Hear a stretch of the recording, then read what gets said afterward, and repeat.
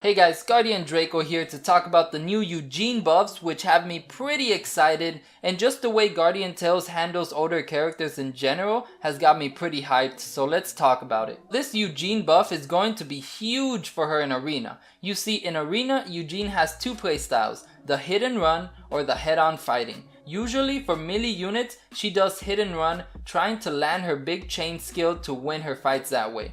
This is because in head-on fights, she gets outclassed by almost every single melee unit in the game. However, against ranged units, she fights them head-on. This is because her 5-star passive gives her speed to chase and 30% defense boost against ranged units. With a huge 30% defense boost, she can go toe to toe with almost all ranged units in the game. So right now I'd say Eugene is pretty balanced. Maybe a bit weak because of how strong the new units have been. So what this buff will do is make her much more capable against melee units, and based on her fighting style and the current matchups she's facing, she's going to be a big problem because she will now be able to fight them head on, or she can still do the hit and run, and this time she's going to be taking 30% less damage. Well, more or less. And so this has got me hyped because I own her and I have actually put in a lot of resources into her.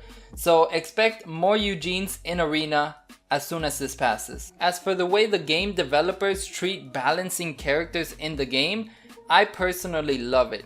I don't believe in just nerfing a character down because of two reasons. One, if you're nerfing characters down, you're going to end up hitting a wall at 0. Because you can't nerf below 0. It'd be weird to be doing negative damage or something like that.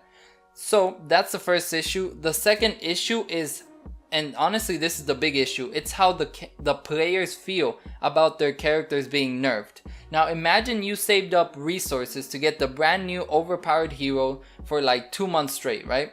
And so you get it, you instantly max it out, and so you're expecting to kick butt with it, and you do. But then people start complaining and the game developers nerf your character down to being as good as pretty much any other character in the game. So how do you think you're gonna feel?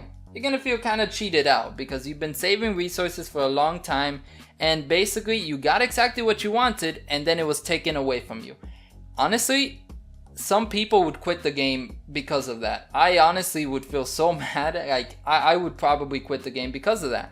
So that is bad, and not to mention that whenever a new character comes out, that person, if they don't quit the game, they're going to feel like nerfing that new character. So it creates this nerfing cycle where everyone just wants the new characters to get nerfed as soon as they come out. So that's just straight negative. Instead, think about it this way. Let's say you buff the character instead. Well, most new players who just got the brand new overpowered character aren't going to mind an older character that's way weaker now getting a small buff, right? So they're not gonna care and they're happy with their new overpowered character.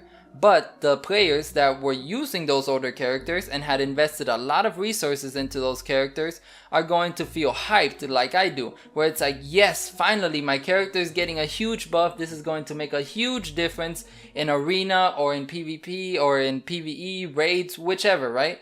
So that's going to be great for them, and the players who got the new character are going to be happy. So that's more of a win-win situation where everyone's happy. And so honestly, I prefer buffing characters rather than nerfing characters, and I'm glad the developers of Guardian Tales are pretty much on the same boat. I also gotta say, some of the buffs they do, I kinda like the way they do them.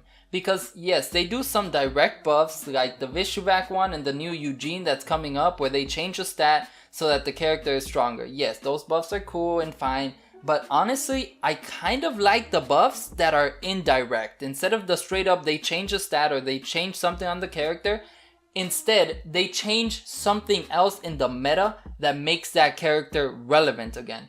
For example, when they brought in Ogma, for some reason, at least in Arena, they just made every single ranged unit significantly more viable now. Because if you notice ranged units, it's either a lineup of 3 ranged units or you got 2 ranged units and then you have an Ogma, right? Another buff that they did like that was Mayriel, where Bari, well, she kind of fell off, except in Raid. And then they brought in Mayriel. And just the way she syncs up with Bari is just so good that in Coliseum, Bari's now making a comeback. Not a huge one, but a little bit. People who put in a lot of resources into Bari can now put in a lot of resources into Mayrio and start doing good in Colosseum. As for Raid, that Earth team is now doing much better with Mayrio. So those kinds of buffs where they bring in a new character or they add in a new thing to the game that just makes older characters a lot more relevant now, I'm actually very interested in seeing more buffs like that. I don't know, let me know what you guys think about that, but personally, I really like that. But that's it guys, I just wanted to make a quick video because I'm hyped about the new Eugene buffs. And on top of that, I'm also pretty hyped about the way Guardian Tales buffs their characters. I like it. So with that being said guys, good luck investing heavily into older characters and have a good day.